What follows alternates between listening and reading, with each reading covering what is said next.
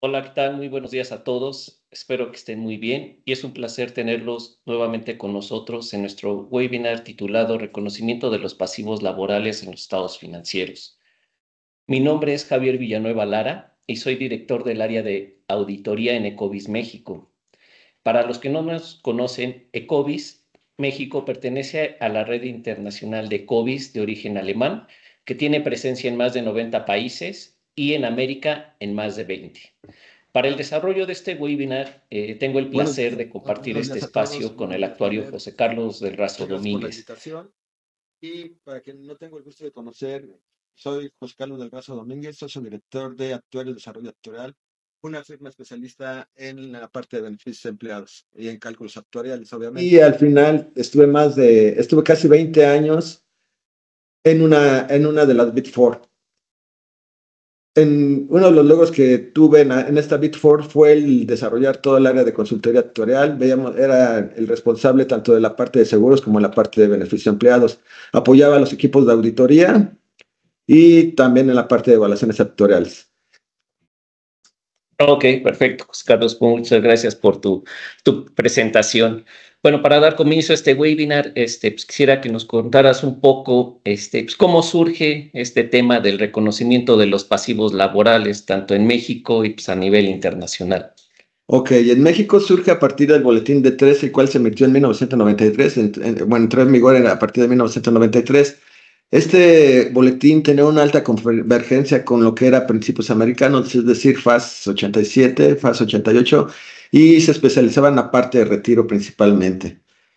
Este boletín está vigente hasta la parte de 2005, que es cuando se incorpora la parte de evaluación de indemnizaciones, y posteriormente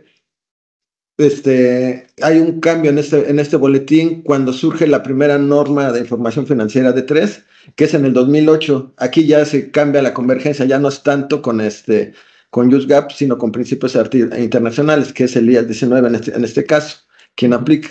En 2011 surge una serie de modificaciones en la parte tanto en terminología como en forma de revelar la información en la parte de IAS 19, y por esa necesidad aquí en México se genera otra reforma en el 2014, la cual entra en vigor a partir de 2015, y la cual es la norma vigente y tiene una alta convergencia con lo que decía el 19. ¿A qué me refiero a una alta convergencia? Hablamos ahorita de dos normas con las que vamos a ver, pero realmente lo que sí me gustaría enfatizar es que estas normas no son iguales, tienen sus diferencias. Ok. Existen otras normas similares en el mundo. Bueno, las principales normas son, en el caso de Estados Unidos, estamos hablando que es el FAS 87, FAS 88, 112, 132, 158, y los que están vigentes, los A715, A712. En el caso de IAS 19, es es el vigente a partir de 2000, es el revisado que se le llama, es a partir de 2011. Dentro del IAS 19 encontramos, en el caso de Latinoamérica, una sección que se llama sección 28, normas de información, normas internacionales de información financiera para pymes, la cual es como una parte que se basa en lo que es principios internacionales. Y bueno, encontramos otras normas en el caso de Canadá, que es la SICA 3461, en Australia la que es la ASB 119, en Reino Unido la FRS 17, en Hong Kong HKS 19, y hay otras normas también que podemos mencionar como que es Indian GAAP y bajo German GAAP.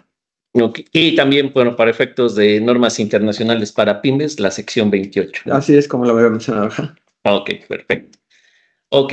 Oye, ¿y todas estas normas tienen el mismo objetivo? Así es. Todas estas normas, el objetivo es reconocer la parte de beneficios de empleados que otorgan, los beneficios de empleados que otorgan a sus empleados, todas las entidades. Ok, perfecto. Estas normas lo que te establecen son las normas de presentación, revelación, evaluación y revelación en los Estados Unidos de la entidad, de los beneficios que esta entidad otorga, de los beneficios a los empleados que esta entidad otorga a sus empleados. Ok, perfecto. Y te exige que reconozcas un pasivo en el caso cuando el empleado ha prestado servicios a cambio de de beneficios futuros y un gasto cuando la entidad ha consumido el beneficio económico del servicio prestado por el empleado. Ok, perfecto. Oye, y para el siguiente, bueno, el cuestionamiento más importante, porque siempre esto es lo que nos cuestionan. ¿A quiénes aplican? ¿Qué es lo que tengo que evaluar? Porque pues, muchas veces nos comentan, tengo una empresa que tiene un año de antigüedad o es de reciente creación, o tiene 5 años y tengo únicamente un empleado. ¿A quién aplica y cuál es este alcance? Estas normas aplican a todas las entidades que tienen, que tienen empleados y que tienes la obligación como patrón, como tal. ¿A qué me refiero? A esto que sean, que tú seas el patrón, que por ejemplo en esta norma no aplica para los accionistas. Uh-huh. Asimismo, también aplica a todas las entidades que quieren emitir estados financieros de acuerdo a normas, de acuerdo a la norma de acuerdo a la norma de información financiera A3, en el caso de México, Ok, y requieren emitir estados financieros. ok, perfecto. ¿A quiénes considera? Uh-huh. Considera a todos los empleados. Esta norma considera a todos los empleados, ya sea de tiempo completo, medio tiempo, tiempo parcial, que sean temporales, que sean permanentes, que sean sindicalizados, etcétera. A todo el personal que sea un empleado como tal. Ok, entonces digo nada más para acotarlo. Ok. El tema en las empresas, no importa el tiempo que esté operando. No, esta norma no te habla ni del tiempo ni del número de empleados que sean como tal. Lo que te establece esta norma es que te dice, mientras tengas empleados, no te establece cuántos empleados tengas, tú debes de reconocer esta norma. Ok, El tiempo tampoco, o sea, el tiempo, esto ya lo tendrás que evaluar con tus auditores, si es que es una empresa de reciente creación o que digas que tiene que casi no tiene empleados, etcétera. Todo ese tipo de cuestiones sí se tiene que considerar con la parte de auditoría, pero la norma entonces establece que no haga la evaluación porque tiene un año de antigüedad, ¿no? La empresa.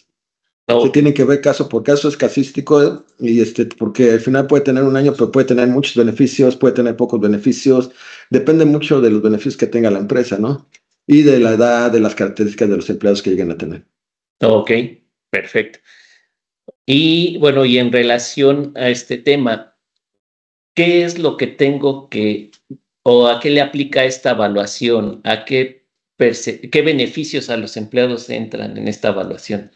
A todos los beneficios que otorga la empresa que otorga una empresa en su calidad de patrón, bueno, que otorga un patrón, todo tipo de beneficios que tenga. Por ejemplo, tú cuando entraste aquí a Ecovis, tiene un esquema de compensaciones, ¿no? Que fue lo que te hizo que te vinieras para acá a laborar, ¿no?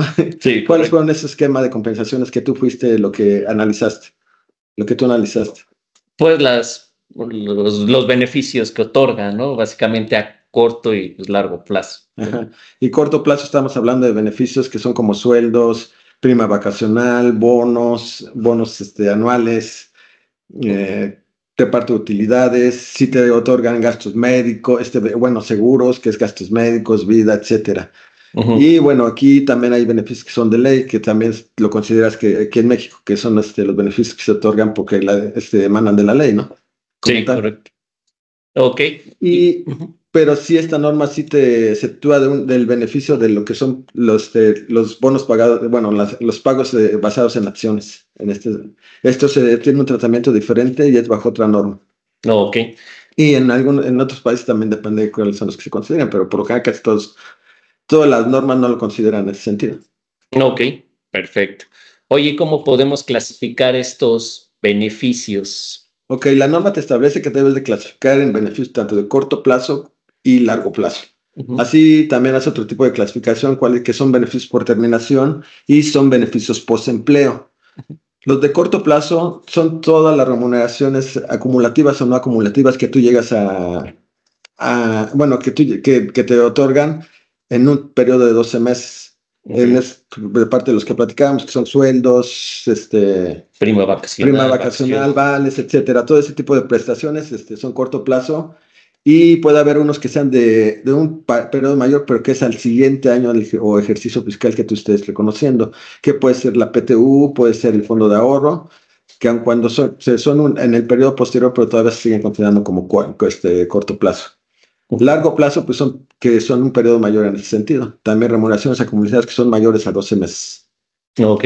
Que aquí en México, por ejemplo, la prima de antigüedad, la indemnización o planes de pensiones que llegues a tener. Ok, perfecto. A su vez, te pide que hagas una clasificación por beneficios por terminación y beneficios post-empleo. Esto nos va a ayudar para ver cómo los vamos a reconocer posteriormente, lo vamos a platicar ello. Pero los beneficios por terminación son todas las remuneraciones que no son acumulativas o que no existen condiciones preexistentes para que tú las puedas otorgar. Okay. Y hay beneficios post-empleo, los cuales son todas las remuneraciones acumulativas, perdón, ya me estoy trabando, y que tienen condiciones preexistentes para que se otorguen dichos beneficios. Okay. ¿Qué entendemos por beneficios acumulativos? Son todos los beneficios que se van acumulando a medida son todos los beneficios que se van acumulando a medida que el empleado vaya prestando sus servicios, es decir, que se van acumulando a través del tiempo mientras el empleado esté activo. Y que las condiciones preexistentes son condiciones o son las bases de acumulación de que los pagos existan por medio de contratos o leyes, pues hay contratos individuales o eso, o que sea una forma de práctica de pago de la empresa. Y esto lo llamamos la parte informal. Y que la empresa no tenga manera de cambiar dicha práctica, y si lo llega a hacer, esto puede causar una relación laboral con el empleado, ¿no? O con los empleados. Ok, perfecto. Entonces aquí, como lo comentaste, para poder reconocer estos efectos en los estados financieros, pues debe existir una obligación presente, se tiene que estar devengada, es probable que el pago de los beneficios y el monto debe ser cuantificado de manera confiable, ¿correcto? Así es, correcto. Ok, perfecto. En este caso, ¿podremos platicar un poco de cuáles son las obligaciones laborales aquí en México? Ok, las obligaciones laborales en México, existen dos obligaciones que emanan de la ley. Una en base a la Ley Federal de Trabajo, uno es en base al artículo 50 y el 162. Una es la prima de antigüedad, el cual es un beneficio que son 12 días, porque 12 días de salario topado a 2 veces el salario mínimo, a 2 veces el salario por cada año de servicio. Y está la indemnización legal al despido, la cual es 3 meses más 20 días por año, como se considera, por cada año de servicio. Okay. Adicionalmente se otorgan aquí en México, eso ya es optativo para hacer, son beneficios que son optativos, como son los planes de pensiones, beneficios de gastos médicos para jubilados, beneficios por fallecimiento, etcétera, bonos por antigüedad, que son los que consideramos como beneficios post-empleo. Que en este caso, que en cada empresa pues, se tendrían que evaluar, ¿no? Efectivamente. No esto solo son ejemplos. Cada empresa pues, se tendrá que evaluar estos beneficios, ¿no? Efectivamente, y se tendrá que ver la forma de cómo los clasificas como tal, porque hay beneficios que principalmente sucede aquí cuando haces una evaluación actuarial, aquí en México se consideran dos beneficios por ley, que es la prima de antigüedad y indemnización por despido. Pero cuando tú revisas los contratos, es una labor que deben hacer las distintas áreas que tiene una empresa, es decir, puede ser recursos humanos, el área de finanzas, el área legal, etcétera. Ver los contratos y las condiciones que se le otorgan a los empleados, porque, por ejemplo, luego se llega a detectar que hay beneficios, hay planes informales de pensiones, o bueno, cuando vemos la práctica de pago que se está pagando, pero no se está considerando dentro de la evaluación actuarial. O vemos cláusulas que hay, va a haber una ayuda por fallecimiento, y esa cláusula no se está considerando tampoco en la evaluación actuarial, ¿no? Son tipos de cuestiones que se debe evaluar cada compañía para ver cuál puede ser el efecto en sus estados financieros. Ok, perfecto. Oye, y ahora es una pregunta también importante. ¿Quién debe de hacer este cálculo? Porque muchas veces pues, nos hemos encontrado pasivos que están registrados y al cuestionarlo nos comentan, pues fue una estimación que hizo un abogado laborista, que hizo pues el propio contador de la empresa. Pues, ¿qué es lo que se marca en este sentido? Ok. Bueno, aquí las medidas de reconocimiento, ¿no? ¿Cómo lo reconoce? El caso de los beneficios a corto plazo, se puede decir que es sencillo, todas las empresas lo van reconociendo. Son beneficios bueno, corto y largo plazo, perdón, que se van reconociendo conforme se devengan en los estados financieros. En el caso de beneficios post-empleo, ahí sí tiene una forma de medición más compleja.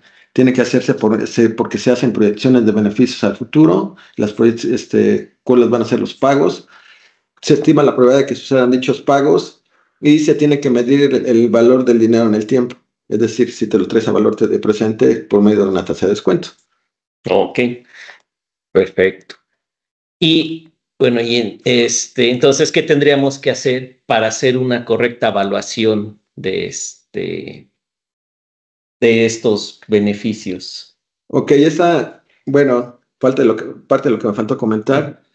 La norma no te especifica que debe de ser, por ejemplo, para hacer esta evaluación, un actuario en específico, pero al hablar de hacer proyecciones y de ver modelos actuariales, pues prácticamente estamos diciendo que requiere que al menos el especialista sea un actuario, ¿no? Como tal. Ok. Pero o sea, si hay un economista o carreras afines que pueden hacer estos cálculos, pues también podrían hacerlo, pero sí sería muy complicado también para ellos, ¿no? Por eso la recomendación es que lo haga un actuario, o que lo hagamos un actuario. Ok, ok, perfecto. Y bueno, ¿y qué es una evaluación actuarial? Ok, la evaluación actuarial es un modelo matemático y probabilístico que involucra variables e hipótesis financieras en este sentido. Con este modelo de costo actuarial lo que hacemos es medir el comportamiento de los empleados o de la población, que son en este caso los empleados, y de los beneficios a través del tiempo, con el objetivo de determinar el valor de los pasivos y de los costos que llega a reflejar ese tipo de otorgamiento de beneficios. Ok. Y bueno, y aquí hablabas de las hipótesis, ¿no? Sí. Aquí, para estos cálculos, en el caso de beneficio a los empleados, utilizamos hipótesis financieras y hipótesis demográficas. Ok. ¿Qué es lo que te hacen las hipótesis financieras? Lo que vamos a ver, como vamos a medir el valor del tiempo, pues tenemos que ver cómo va a crecer dependiendo del beneficio, cuándo se otorgue, es decir, si puede ser al término de la relación laboral, ya sea por fallecimiento, por despido, o por jubilación, etcétera, por todas las causas que son parte de los que vamos a ver en las hipótesis demográficas. Pues el caso de las financieras las vamos a utilizar para ver todo el comportamiento financiero de la empresa, el comportamiento financiero del beneficio. En el caso de las demográficas vamos a ver las causas por las que puede sobrevivir un empleado y qué es lo que tenemos que medir en este sentido. O, bueno, sobrevivir en el sentido de que puedes seguir permaneciendo en la empresa, ¿no? Ok. Por llamarlo así.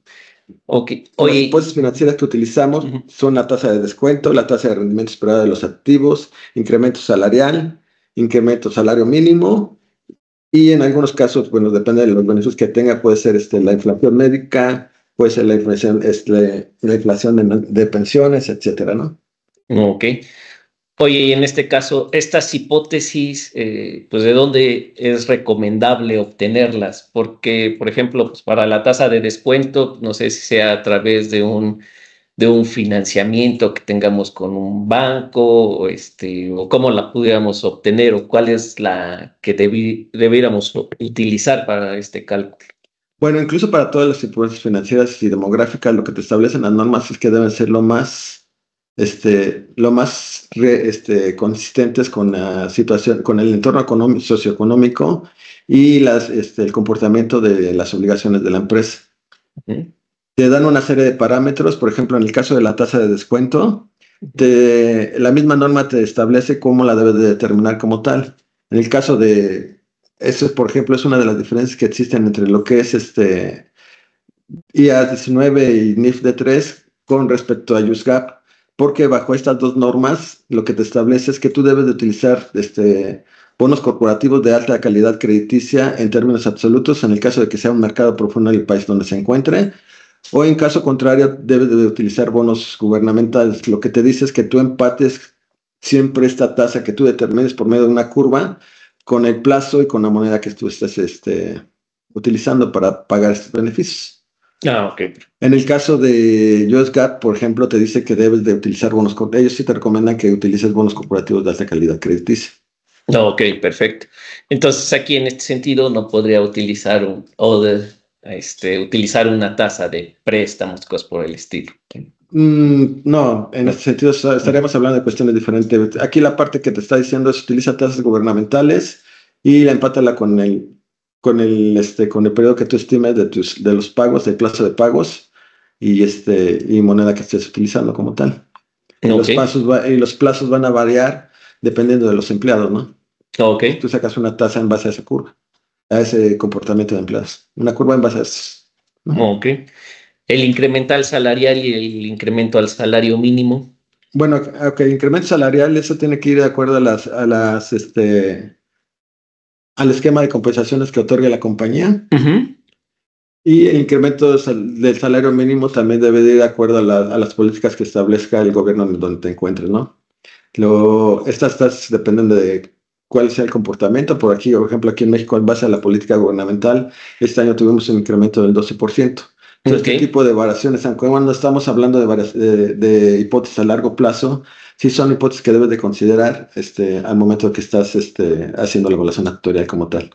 ok, En el caso del rendimiento esperado de los activos, esta tasa en norma local y bajo IAS 19 es fácil determinarla porque es la misma tasa que la tasa de descuento. No te da opción de que tú la determines en el caso de USGAP, sí. ok, Y tenemos la tasa de inflación. Eso es la tasa de inflación. Nosotros cómo la tenemos en base a las recomendaciones que te dan el Banco Central, que en este caso aquí en México es el Banco de México, ¿no? ok. Especialistas emiten tasas de inflación a largo plazo y son las que tomamos en consideración para determinar qué es lo que vamos a usar en la evaluación actuarial.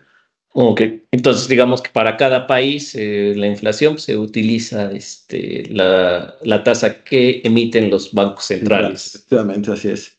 En el Ok, caso de hipótesis demográficas, como explicaba anteriormente, pues las hipótesis demográficas que nosotros bueno, las tablas que nosotros utilizamos es de la tabla de mortalidad para medir en caso de que fallezca una persona, la de invalidez en caso de que se invalide.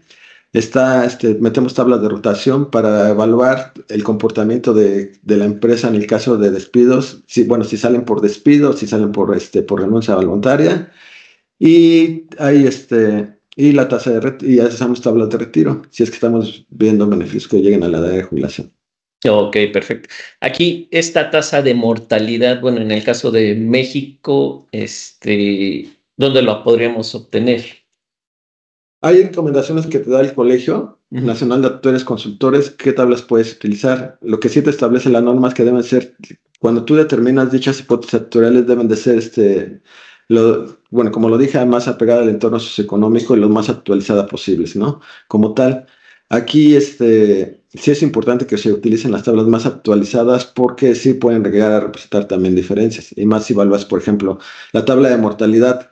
¿Qué te varía utilizar una tabla, la más reciente que es, por ejemplo, aquí en México, la ENSA 09, que es la tabla del Seguro Social, con una tabla de 82 a 89, pues estamos hablando de la esperanza de vida, Ok, lo que te incrementa la esperanza de vida son las tasas de esperanza de vida diferente.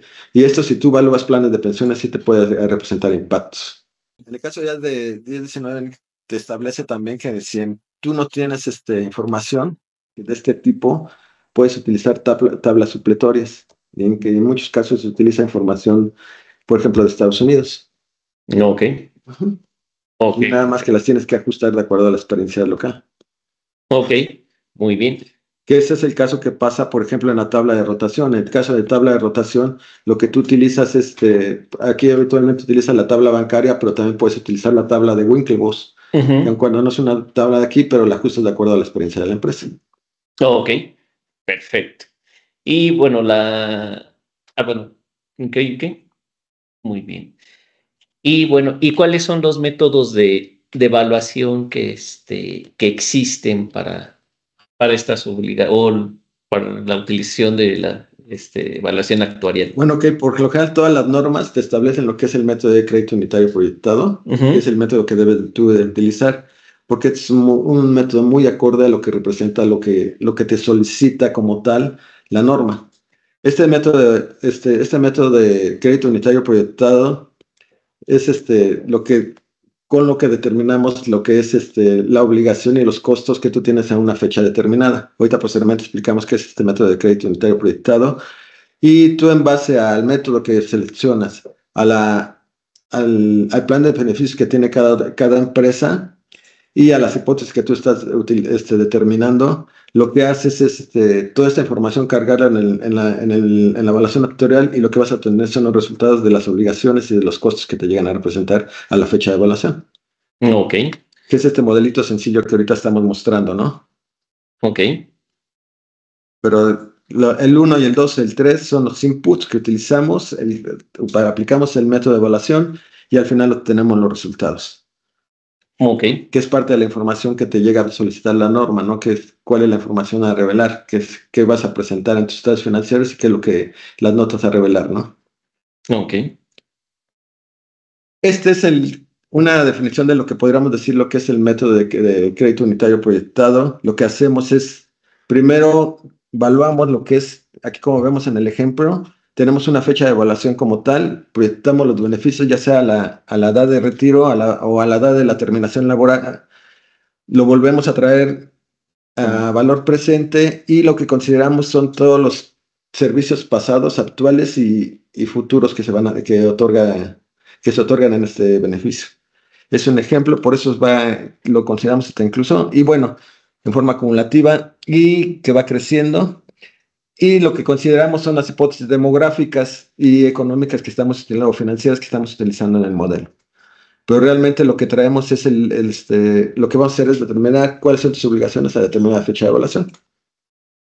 Dentro de los principales aspectos que se mencionan dentro de lo que es la información a presentar en los estados financieros y que también nosotros determinamos es lo que es el costo laboral del servicio actual. Este costo laboral es lo que te representa la obligación un año más de servicio que estén los empleados.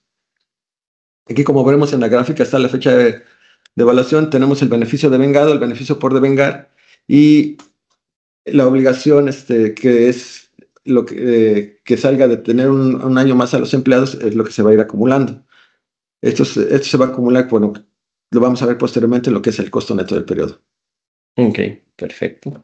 Hay también, en el caso de que hagas modificaciones al plan, ya sea para disminuir o incrementar los beneficios, tú tienes que reconocer lo que es un costo laboral de servicios pasados. Y esto lo vas reconociendo, depende de la norma, que es una de las diferencias, pero depende de la norma que vayas a aplicar. Aquí en México lo que te dice es que tú lo debes de reconocer todo directamente en resultados. Ok, perfecto. Y lo que haces es todo lo que tú, el primer año que estás adoptando esto, todo lo que no habías adoptado es lo que vas a reconocer como costo laboral de servicios pasados. Todo lo que ya se había devengado. Ok, aquí en este sentido también pues, es importante que existen pues, reestructuras, ¿no? Bueno, no reestructuras de que rescindan de los servicios de los empleados, sino que otorgan o, como bien comentas, que quitan beneficios o hacen fusiones, ¿no? Esto también tenemos que considerarlo para estos costos, ¿no? O en su caso, tú reconozcas la antigüedad de empleados que tú estás transfiriendo, que no los tenía considerados en la otra empresa, entonces ahí vas a reconocer una obligación que ya se devengó, pero que tú no los tenías reconocido en tus estados financieros. Eso va a entrar como costo laboral de servicios pasados. Ok. Hay otro concepto que se maneja dentro de la evaluación actuarial que son las remediaciones. Estas remediaciones se puede decir que son los errores que tenemos como actuarios, errores por llamarlo así, porque lo que hacemos es todo lo que tú proyectaste cuando al siguiente año lo vuelves a evaluar, lo que tiene la diferencia entre lo que tienes entre lo proyectado y lo real, nosotros lo consideramos como, estas diferencias las consideramos como remediaciones ya, o pérdidas o ganancias actuariales. ¿Por qué pueden suceder estas diferencias? Puede ser por variaciones en las hipótesis tanto financieras como demográficas o por experiencia en pagos. Ok. Oye, y aquí también una duda. Ahora sí, cuando es una reestructura que vas a prescindir de los servicios de los empleados, ¿es válido que entre dentro de esta evaluación? No, las reestructuras aquí en México no se consideran. Las reestructuras, hay otra norma que existe que me parece que es el C9 en este sentido, y aquí incluso la norma bien tiene el nombre que son pagos distintos de reestructura, Ok. como tal. Entonces aquí no entraría. No entraría en ese tipo de pagos, eso ya se maneja bajo otra norma. Ok, perfecto. Aquí lo importante es decir, bueno, vamos a ser un poco repetitivo. ¿En qué sentido?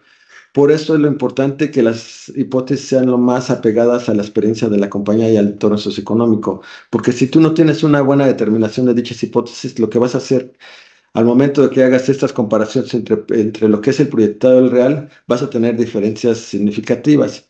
Y eso, por lo general aquí en México, aquí voy a hablar de otra de las diferencias que existen y en las tres normas. Aquí en México, por ejemplo, cuando tú tienes el primer año de adopción de la norma, te dice que las remediaciones las puedes reconocer, te da dos opciones y eso lo vas a establecer como una política contable. Una va a ser directamente a resultados o la otra va a ser que tú lo vas a mandar a capital y te da la opción de que lo vayas reciclando poco a poco por medio de la vida laboral, por medio remanente. En el caso de IAS 19, ahí no te da opción, ahí todo lo vas siempre a ir manejando en capital. Y en el caso de US GAAP, lo manejas por medio se le llama por medio de, ay, ya se me fue el método, ¿cómo se le llama? De un corredor al final del día. Entonces, son diferencias que existen entre normas y lo que te va a hacer que si tú tienes mal determinadas tus hipótesis actuariales, lo que te va a hacer que esta cuenta se te vaya incrementando paulatinamente y puede llegar el momento que hasta tengas más en capital que lo que tienes registrado en el pasivo, ¿no? Como tal. Y eso no le va a gustar a tus accionistas. Ok. Es correcto. Aquí tenemos un ejemplo para ver si se puede entender un poquito más lo que representa el método de crédito unitario proyectado y cómo es que determinamos la obligación o el OBD. El OBD, hay que recordar que el OBD es muy importante porque prácticamente en muchas compañías, si no tienen activos, pues es el pasivo que tú llegas a reconocer en tus estados financieros, ¿no? Y aquí tomamos un ejemplo de lo que son un pago de 3 meses más 20 días por cada año de servicio a la edad de retiro. Y estas son las características que tienen los empleados. Es una persona que ingresó a los 20 años, su edad actual es 55, perdón, y el beneficio tiene el retiro a los 65 años. Okay. Nosotros al momento de que evaluamos, vemos que a su edad actual, a la fecha de evaluación que tiene 55 años, él tiene 35 años ya de servicio y al momento que se retire va a tener 45 años. Lo que vamos a hacer es, primero lo que vamos a hacer es proyectar su sueldo. Él es una persona que gana 20,000 pesos mensuales. Entonces lo que tenemos que determinar cuál es su indemnización legal a la edad de retiro. La fórmula de este beneficio es 3 meses más 20 días por cada año de servicio diario, ¿no? Entonces, primero lo que determinamos cuál es aquí, bueno, primero proyectamos, ¿no? Que es sacamos de los 30,000 pesos, sacamos cuál es el sueldo diario y proyectamos y ese lo vamos a proyectar en base a la tasa de incremento salarial que estamos utilizando. Es decir, aquí aplicamos 1,000 pesos, lo proyectamos por el número de años que te hacen falta. Estamos hablando de 55 a 65, son 10 años. Y eso al momento de que no lo llevamos con la tasa que estamos utilizando, lo estamos proyectando tal cual y obtenemos un sueldo de 1,628.80 pesos, ¿no? Ese sueldo es el que vamos a traer posteriormente a valor presente. ¿Cómo hacemos esto? Obtenemos en base, bueno, ya sacamos cuánto es el incremento salarial y ya después posteriormente aplicamos la fórmula. ¿Cuál sería el beneficio a la edad de retiro?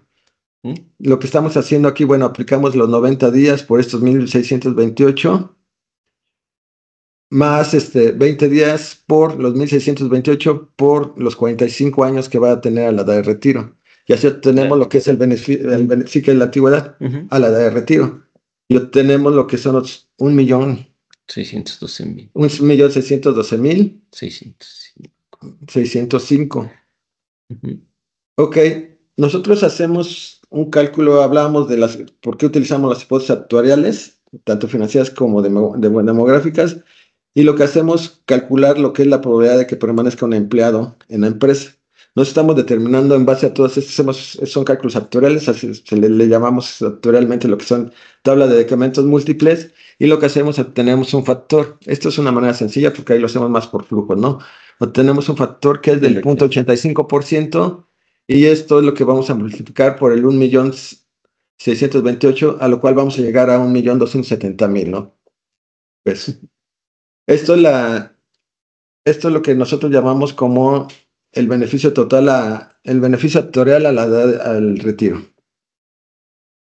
Posteriormente, lo que hacemos es traer a valor presente, y esto es lo que lo vamos a traer. Tenemos una tasa de uno de los parámetros de los supuestos que estamos utilizando, la tasa de descuento, que es del 9%, y lo traemos a valor presente de acuerdo a la fórmula financiera, que es 1 entre 1 más I a la N, que aquí en este sentido estamos aplicando es 1 entre 1.09 por el periodo que estamos trayendo a valor presente,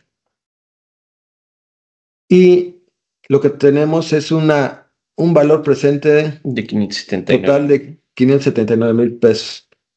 A esto lo que le vamos a descontar para llegar al valor presente total de vengado es el número de...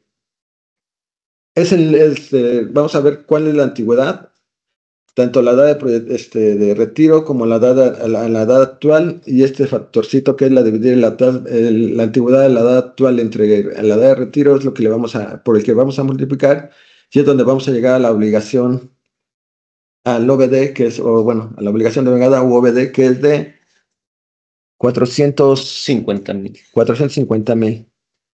¿Cómo tenemos el costo? El costo es un año más de servicio. Realmente nada más lo que vamos a hacer es multiplicar un año entre la antigüedad total, que estamos hablando de 45, es 1 entre 45, por la obligación total, y lo que vamos a tener el costo laboral por tener un año más de servicio son los 12 millones. 12.000, perdón. 600, 800 y tantos, ¿no? Sí.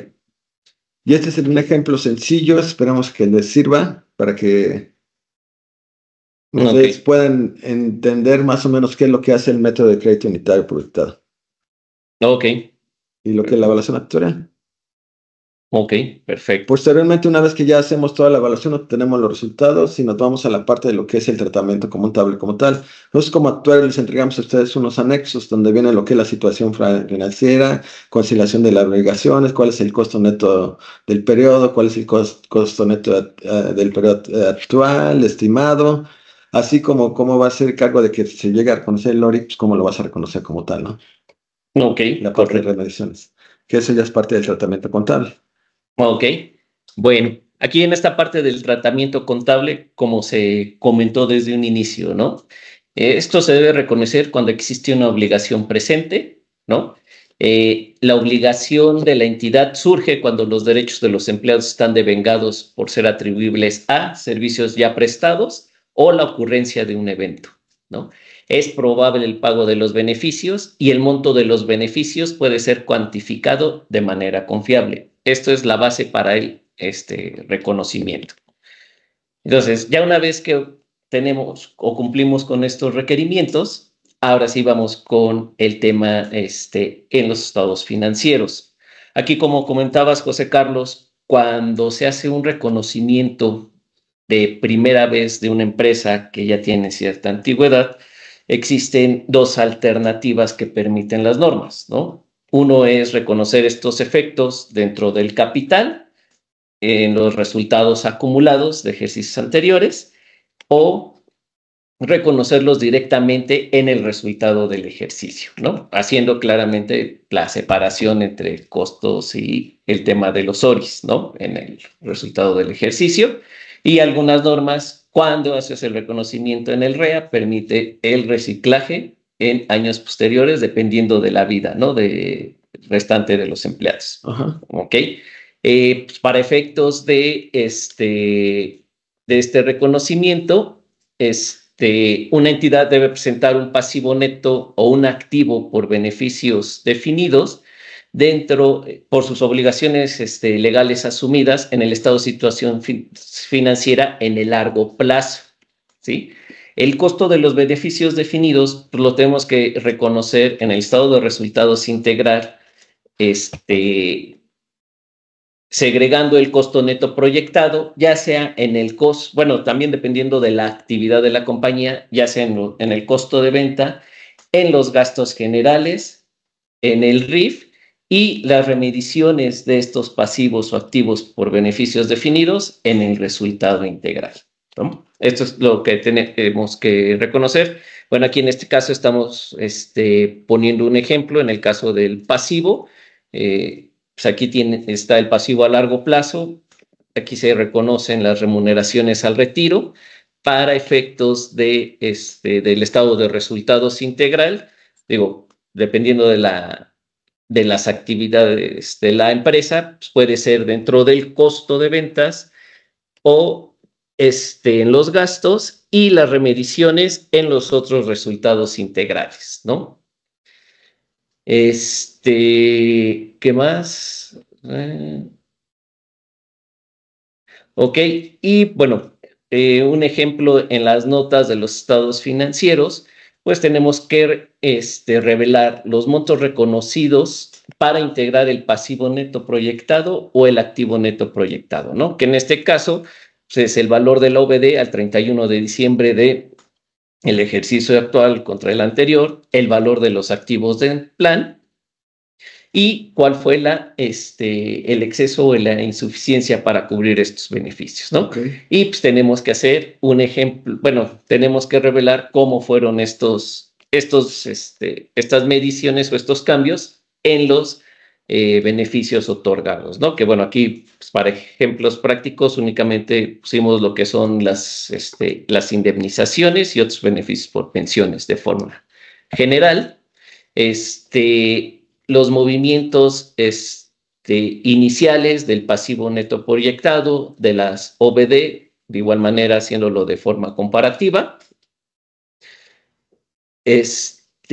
También la conciliación de los activos del plan al inicio del periodo y al final del periodo, las aportaciones, si se realizaron a los activos del plan, cómo se invirtieron estos activos del plan, cuáles fueron los rendimientos que se otorgaron, etcétera.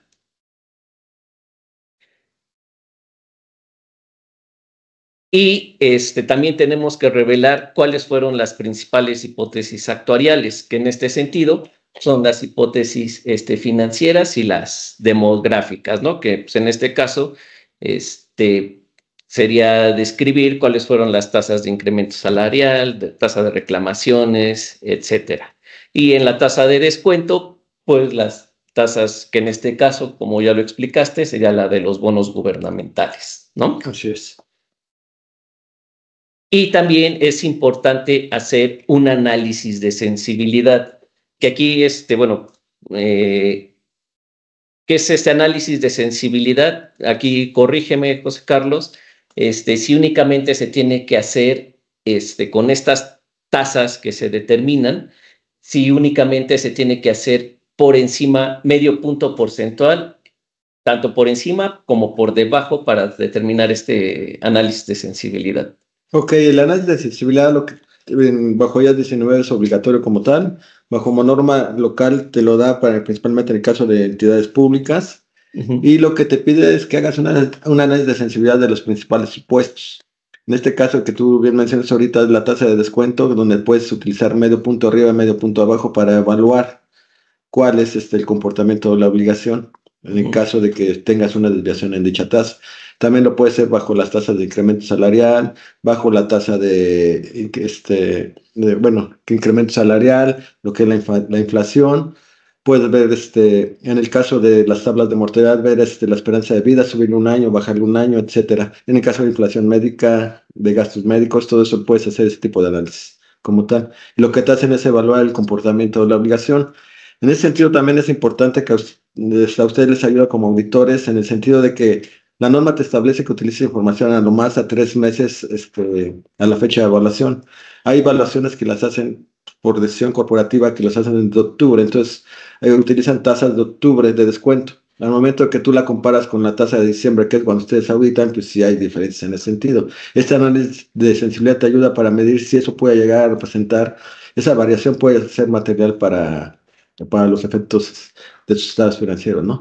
Okay. Que incluso en algunos casos nos tocó, ¿no? Que por ejemplo el año pasado en octubre se tenía una tasa menor y creo que al cierre del diciembre aumentó hasta el 10%, ¿no? Ajá. Este año incluso incrementó las tasas, incluso cerrando tasas que el año anterior las determinamos en diciembre, del 8 o 9% estuvieron 9, 10%, o sea, algunas llegan hasta casi al 11%. Okay. Que ya no es medio punto Ya sí, porcentual, entonces ¿no? y hablaron de un punto porcentual de diferencia en la obligación, puede llegar a representar hasta un 15% de diferencia en dicha obligación de OBD, hablando de los OBDs, ¿no? Ok, perfecto. Muy bien. Y pues bueno, pues bueno, ahora hablando, ¿no? De los trabajos en conjunto que hemos realizado en las revisiones que nos has apoyado, pues, de la elaboración de estudios actuariales por otros actuarios, pues aquí quisiera pues, que comentáramos cuáles son los errores que hemos detectado en estos, cálculos. Ok, sí, dentro de los principales hallazgos que hemos visto, por no llamarlo errores en ese sentido, Ajá. es hallazgos es de que los beneficios que se consideran dentro de la evaluación actuarial no corresponden a los que otorga la compañía. ¿En Ujú. qué sentido? Por ejemplo, observamos que luego vienen beneficios de más o de menos. Cuando nosotros como auditores los apoyamos, cuando estamos con ustedes como auditores, los apoyamos a revisar luego los contratos individuales, contratos colectivos, etcétera. Por lo general, aquí en México todos los beneficios tienen los beneficios de ley, que es prima de antigüedad e indemnización por despido. Pero luego cuando revisamos dichos contratos, pues encontramos ayudas por fallecimiento, o resulta que sí otorgan beneficios de planes de manera informal, o cuando revisamos los pagos, vemos que sí están pagando la indemnización legal al retiro y no están consideradas dentro de la evaluación actuarial. Okay. Entonces, aquí sí es donde empezamos a meter la parte de las recomendaciones. Si tienen nivel de retiro, pues hay dos recomendaciones en ese sentido, ¿no? Una si ya lo estás haciendo, ¿por qué no lo formalizas? Y que, bueno, y lo debes de reconocer como tal. Y la otra es, pues, ¿por qué no generas un plan de pensiones, ¿no? Okay. Ese tipo de beneficios son los que nosotros vemos. O luego llega el caso en que la evaluación sí trae la indemnización legal al retiro y la empresa no lo otorga. Ujú. Entonces, aquí la misma norma te establece que tú debes de otorgar los beneficios que realmente otorga la compañía y que sea su práctica de pago, ¿no? Como tal, ya sean formales o informales. Okay. Entonces, son de las cuestiones que sí debemos de analizar. Esto puede llegar a representar diferencias significativas en ese sentido. Ok. Y también, bueno, pues hablando de las hipótesis financieras y demográficas, ¿no? Lo que comentabas hace un momento de las tablas de mortalidad que ocupan tablas antiguas y no ocupan las actuales, Ajá, ¿no? tienen planes de pensiones, etcétera, y cuando vemos la diferencia que representa el que no utilicen las tablas adecuadas, pues sí es una diferencia significativa en este sentido. Diferencia también hay pues, que es la más común y es por lo que acabo de mencionar, es cuando tú determinas una tasa en octubre y cuando estás revisando es diciembre, ¿no? Como tal. Ok. No consideran los sueldos, por ejemplo, el salario mínimo, ahorita los incrementos que se dan año con año, y tienes una tasa de incremento de salario mínimo de largo plazo, acorde a la inflación, etcétera. Entonces, es un tipo de cuestiones que analizamos, que Ok. pueden hacer que se subvalúe la obligación. Ok. Y bueno, aquí también, pues lo que hemos detectado muchas veces es que existen rescisiones laborales y no ocupan esta provisión, ¿no? Y lo Ah, vuelven a registrar en resultados, ok. ¿no? Sí, la finalidad de que tengas esta obligación es de que, pues si ya la tienes, pues que la apliques, que la uses, no la utilices y no te lo lleves ya a resultados, porque en realidad estás haciendo doble gasto, ¿no? Uno lo reconoce en resultados y no lo estás aplicando contra la reserva que ya tienes, ¿no? Ujú. Entonces sí es en ese sentido que lo deben de utilizar. Y bueno, son muchos, pero bueno, otro que consideramos que es importante es que muchas veces los especialistas no se cercioran de la integridad de la información. ¿Qué quiero decir? Por ejemplo, pues, se utiliza cuántas mujeres hay, cuántos hombres hay, y no validan esta información, las fechas de ingreso, las rotaciones, porque muchas veces nos encontramos que Hay empleados. salen 10 y entran 10 y dicen, no, pues no tengo rotación. ¿Cómo no? No, aquí está, ¿no? ¿A qué me refiero? Lo que tú bien mencionas, luego, por ejemplo, viene la antigüedad, la mueven, o pues puede ser que no sea un error, simplemente un reconocimiento de la antigüedad como tal, pero luego sí encuentras, por ejemplo, datos de fecha de nacimiento de 1900 Ujú. o de 2015, entonces, "Uy, pues entonces, ¿cómo está trabajando, no?" Y todo ese tipo, cuando tú calculas la obligación, pues sí te da números raros y que hace que desvirtúen la obligación que tú estás determinando, ¿no? Otro de los casos muy comunes es de que te dicen que o sea, al final del día tú tienes que evaluar lo que es la práctica de pago de la empresa. En el caso de indemnización legal, te dicen que son 3 meses más 20 días lo que están evaluando, pero sin embargo, cuando tú revisas el comportamiento de los pagos, ves que están valuando nada más 3 meses. Todo este tipo Ujú. de análisis pues, sí lo debe hacer el actuario como tal, ¿no? Ok, perfecto. Bueno, pues creo que ahorita por el momento sería pues bueno, culminaría esta parte y pues bueno, quisiéramos atender algunas preguntas, solo algunas. Si tienen alguna duda en específico, pues no duden en contactarnos, por favor. Por ejemplo, aquí dice, somos pyme, estamos en reciclo, ¿cómo podemos hacer provisión y hacer deducible la provisión? Hoy no podemos deducir y nos afecta la tesorería. Bueno, pues es que aquí pues, realmente el reciclo no tiene deducciones, ¿no? Ok, Por las tasas, ¿no? De beneficio que tienen, ¿no? sí, bueno, pero aquí en realidad, si hay empleados, pues sí deben de, si quieren cumplir con normas, sí deben de hacer, aunque seas pyme, debes de hacer el calculatorial y pues si es que estás emitiendo estados financieros, pues para que reconozcas adecuadamente tu obligación, ¿no? Como tal. Es parte de lo que comentábamos, no, no depende del número de empleados, sino depende de pues, ver las características de la población en ese sentido y Ujú. platicar con tus auditores si es que puede llegar a ser, pues puede ser material o no puede ser material, el que tú determines estas obligaciones, ¿no? Ok, Principalmente cuando tú lo haces, lo que tú emites estados financieros luego es para pedir préstamos y todo, porque si no, si tú no haces el cálculo actuarial como tal, es una salvedad al momento que haces una emisión como auditor, ¿no? sí, exacto. Tu postura. Sí, sí, sí. Ok, y bueno, los cambios en los métodos actuariales de un año a otro generarían un cambio en la política contable, lo que implicaría la necesidad de modificar los estados financieros de un año anterior para asegurar su comparabilidad. Esto se debe a que al reconocer los efectos del estudio actuarial actualizado, los resultados no estarían siendo medidos con los mismos criterios utilizados previamente. En este contexto, sería necesario también realizar una modificación al estudio actuarial del año anterior o cómo se gestionaría este ajuste. Bueno, es lo que comentabas, ¿no? Anteriormente, si ya tienes un, este, un, un estudio previo, una evaluación previa, al hacer una actual con todas las hipótesis correctas, o sea, pues esto no sería nada hacer el No, ajuste. el, Ujú. ¿cuál puede ser un método casero, por llamarlo así, o puedes tener un método actuarial, un método diferente? Pero aquí lo importante es que la norma te establece es que utilices el método de crédito unitario proyectado. Ahí sería, en caso de que no lo estuviera aplicando, puede ser que sea una observación por parte de sus auditores. Ujú. Y en el sentido de que si tú lo vas a hacer el primer año que reconozcas ya con el método de acuerdo a lo que se establece en la norma, entonces sí sería recomendable que se hicieran al menos 2 años para efectos de comparabilidad. Ok. Digo, y aquí en este caso, pues no, no es un cambio en una política contable, porque pues, realmente el reconocimiento del pasivo, del costo net proyectado y de las remediciones, pues es el mismo. Tiene que ser al gasto, al ORI y generando tu pasivo, ¿no? O sea, el cambio en las hipótesis actuariales no es un cambio contable, ¿no? Así es. Y nos preguntan si existen sanciones o riesgos legales por no registrar correctamente los pasivos laborales.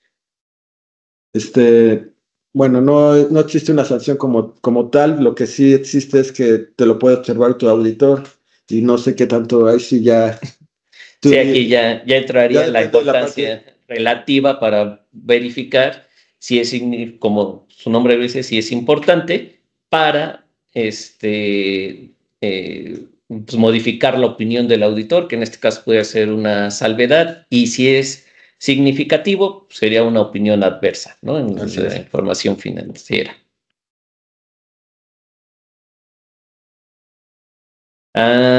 ¿Cómo se calcula la probabilidad de permanencia? Ok. Esto se hace bueno, es un método actuarial. Lo que hacemos es, bueno, nosotros le damos una tabla de decrementos múltiples y lo que hacemos es combinar todas las causas por las que puede salir un empleado, o bueno, puede permanecer, cualquiera de las dos lo podemos ver de la misma manera, ¿no? Y lo que hacemos es calcular un factor de decremento múltiple. Este factor se calcula en base a las tablas de mortalidad, considerando la edad de la persona, y lo que hacemos es en base a bueno, la edad y otros datos de la persona, y lo que hacemos es estimar de que ya sea que salga por cualquiera de las causas que estamos determinando, que aquí es mortalidad, invalidez, por retiro o por renuncia voluntaria o despido, que son las causas que tomamos en consideración en estas tablas de rotación, ¿no? Ok, perdón. Ok, bueno, pues, creo que nuestro tiempo se ha terminado. Pues, José Carlos, te agradezco mucho por tu participación. Y pues bueno, pues invitarlos a cualquier duda que tengan sobre el tema de las obligaciones laborales, que nos contacten. Aquí les vamos a dejar nuestros datos de contacto y pues agradecerte mucho, pues, Carlos. No, al contrario, muchas gracias y bueno, reiterar lo que tú acabas de comentar. Estamos a sus órdenes. Cualquier duda, comentario que tengan, si requieren una evaluación actuarial, estamos a sus órdenes. Muchas gracias. Que tengan buen día.